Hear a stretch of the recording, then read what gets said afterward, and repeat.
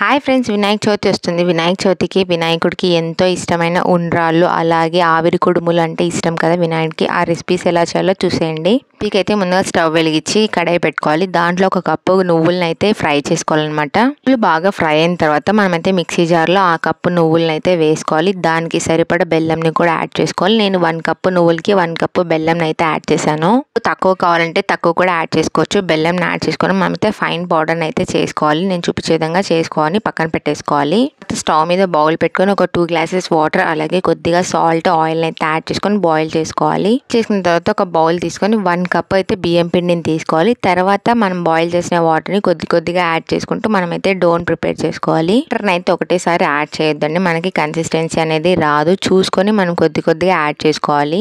Do చేసుకున్నప్పుడు మనకైతే కొంచెం స్టిక్కీగా అనిపిస్తుంది. అలా ఉండకూడదు అంటే ఒక టేబుల్ స్పూన్ నెయ్యిని అయితే యాడ్ చేసుకొని మనమైతే డోన్ అయితే రెడీ చేసుకోవాలి. ఇలా రెడీ చేసుకున్న డోన్ అయితే పక్కన పెట్టేసుకోవాలి. ఆల్రెడీ మనం ఫైన్ పౌడర్ చేసుకున్న నువ్వుల పొడిలో అయితే ఒక కప్పు అయితే పచ్చి కొబ్బరిని కూడా యాడ్ చేసుకోవాలి. దగ్గర పచ్చి కొబ్బరి అవైలబుల్ లేకుంటే ఎండిపోయిన కొబ్బరి కూడా యాడ్ చేసుకోవచ్చు. యాడ్ చేసుకుని ఒకసారి అయితే మిక్స్ చేసుకోవాలి. మూలు చేసుకోవడానికి అయితే ఒక లీఫ్ అయితే తీసుకోవాలి. బనానా లీఫ్ అయినా తీసుకోవచ్చు. దానికి కొద్దిగా ఆయిల్ అయితే రాసిన తర్వాత మనం బాగా చేసి పెట్టుకున్న డో నుంచి అయితే మనం చిన్న బాల్స్ లాగా చేసుకోవాలన్నమాట. ఇలాగైతే చేసుకోవాలన్నమాట. మనకి కావాల్సినంత సైజ్ అయితే చేసుకోవచ్చు. తర్వాత వాటిని ఈవెన్ గా స్ప్రెడ్ చేసుకోవాలి. ఇక్కడ చూపించే విధంగా స్ప్రెడ్ చేసుకున్న తర్వాత మనం ఆల్రెడీ మిక్స్ రెడీ చేసుకున్నాం కదా, అదైతే ఒక సైడ్ కి పెట్టుకోవాలి. చూపించే విధంగా ఇక్కడైతే పెట్టేసుకోండి. మన ఫిల్లింగ్ అంతా పెట్టేసిన తర్వాత అయితే మనం సీల్ చేసుకోవాలి. సీల్ చేసుకోవడానికి పెద్దగా ఇబ్బంది పడాల్సిన అవసరం లేదు. జస్ట్ అయితే మనం క్లోజ్ చేస్తే సరిపోతుంది, సీల్ అయిపోతుంది. సార్ అయితే ఫోల్డ్ చేసిన తర్వాత లైట్ గా ప్రెస్ చేస్తే సీల్ అయిపోతుంది అనమాట. సీల్ అయిపోయిన తర్వాత మనము నెయ్యి రాసేసి అయితే మనం ఇందాక చేసుకునేవి కుడుములు ఇందులో పెట్టేసుకోవాలి. జాగ్రత్తగా ప్లేస్ చేయండి.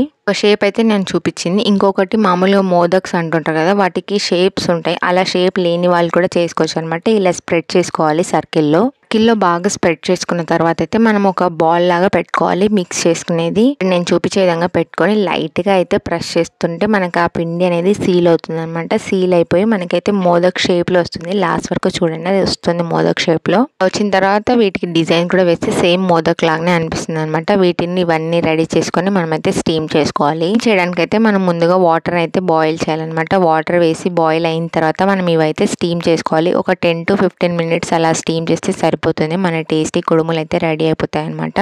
హై ఫ్లేమ్ లోనే ఒక 10 to 15 minutes అయితే పెట్టాను. ఇలా వచ్చేసాయి అనమాట. టేస్టీగా రెడీ అయిపోతాయి.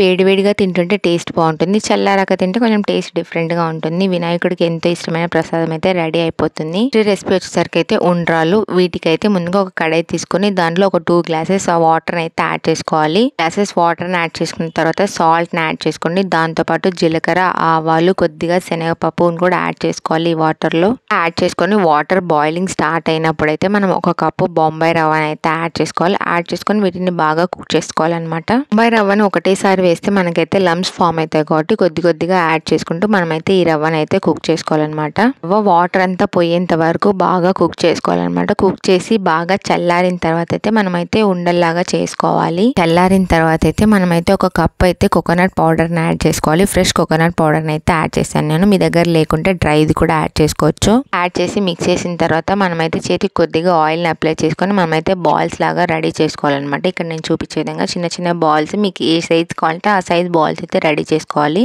కొంచెం స్టిక్కీగా ఉంటుంది కాబట్టి ఆయిల్ అయితే కంపల్సరీగా అప్లై చేసుకొని మనమైతే ఉండల్లాగా చుట్టుకోవాలన్నమాట. ఇక్కడ నేను చూపించేది చిన్న సైజ్ ఉండలు. కొంచెం పెద్ద సైజ్ కావాలన్నా కూడా చేసుకోవచ్చు. ఇలా అన్ని ఉండ్రాలను అయితే రెడీ చేసుకొని అయితే పెట్టేసుకోవాలన్నమాట.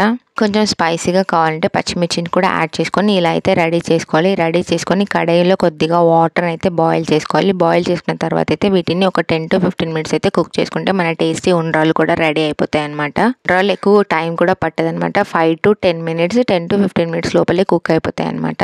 వినాయకునికి ఎంతో ఇష్టమైన ఉండ్రాలు అయితే ఈజీగా రెడీ అయిపోతుంది అనమాట. దీనిపైన కొద్దిగా ఫ్రెష్ కోకోనట్ యాడ్ చేసుకుంటే బాగుంటుంది టేస్ట్. వినాయక చవితికి హడావిడిగా లేకుండా ఈజీగా 2 ప్రసాదాలను అయితే నైవేద్యంగా పెట్టేసేయచ్చు. అలా సింపుల్ అండ్ ఈజీగా చేసుకునే నైవేద్యాలు అయితే ఈ లిస్ట్ అయితే యాడ్ చేసుకోండి. అలాగే ట్రై చేయండి. అందరికీ ముందుగా వినాయక చవితి శుభాకాంక్షలు ఇన్ అడ్వాన్స్. ఒకవేళ మీకు ఈ వీడియో నచ్చితే లైక్ చేయండి, షేర్ చేయండి. Don't forget to subscribe to my channel.